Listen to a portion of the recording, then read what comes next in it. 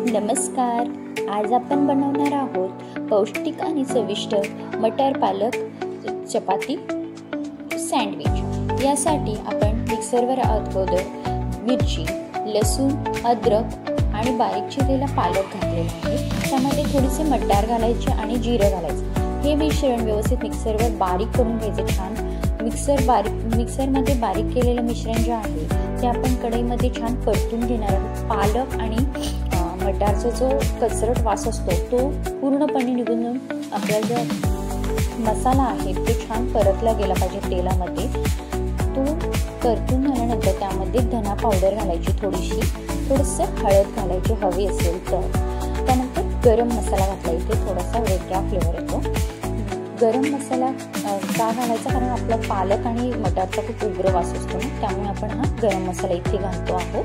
त्यानंतर थोडासा आपला जो मसाला आहे तो घट्ट व्हावा म्हणून आपण इथे बेसन पीठ घालून छान परतून घ्यायचं आणि बेसन चवीनुसार मीठ घालायचं. इथे हे वाफवून घ्यायचं. हे छान बेसन जे घातलंय ते आपलं शिजलं गेलं पाहिजे त्यामध्ये मसाल्यामध्ये.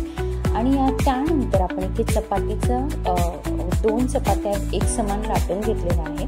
त्यामध्ये एका चपातीवर आपण हे स्टफ करणार आहोत हा मसाला, पालक मटारचा मसाला. आणि त्यावर मी एक ॲडिशनल मुलं अगदी आवडीने खातील म्हणून आपण इथे चीज ॲड केलेलं आहे. तुम्ही हवं तर घालू शकतात, नाहीतर नाही घातलं तरी ॲज युज्युअल असं हे स्टफ करून छान प्रेस करून घ्यायचं व्यवस्थित. आणि हवं तसं तुम्ही इथे ही अशी चपाती भाजली तरी चालते, पण जर मुलांना टिफिनमध्ये देणार आहोत त्यांना व्यवस्थित खाता यावं यासाठी आपण स्क्वेअर करून घेतोय, म्हणजे त्यांना व्यवस्थित खाता येईल, टिफिनमधून काढून इझिली खाता येईल यासाठी आपण इथे स्क्वेअर करतो आहोत. असे हे छोटे छोटे स्क्वेअर करून आपण हे तव्यावर भाजून घेणार आहोत. भरपूर तेल घालून छान असं क्रिस्पी, अगदी तांबूस रंगामध्ये छान भाजून घ्यायचे. हे क्रिस्पी होईपर्यंत छान भरपूर तेल घालून छान असे हे दोन्ही साईडने वरनं आपण थोडंसं आता तेल लावून घेऊया. हे जे स्क्वेअर बघू शकता तुम्ही कसे छान एकसारखं व्यवस्थित अशा स्क्वेअरमध्ये आपण हे सँडविच टाईपच, मुलं अगदी बघितल्यावरच खावं वाटतं मुलांना.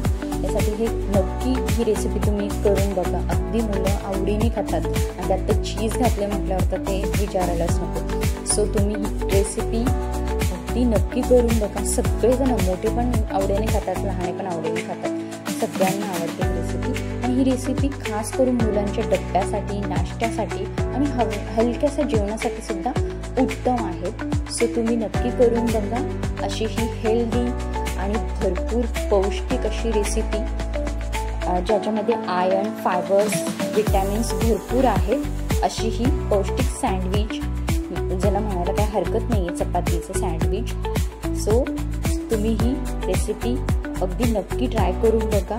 आणि ही रेसिपी तुम्हाला जर आवडली असेल तर लाईक करा, शेअर करा आणि सबस्क्राईब करायला विसरू नका. त्यावर मी थोडंसं चीज लास्टला घालते. तुम्हाला हवं असेल तर घाला, नाहीतर नाही घातलं तर ॲज युज्युअल आवडीनुसार तुम्ही चेंजेस करू शकता. सो ही रेसिपी तुम्ही नक्की ट्राय करून बघा. अगदी पौष्टिक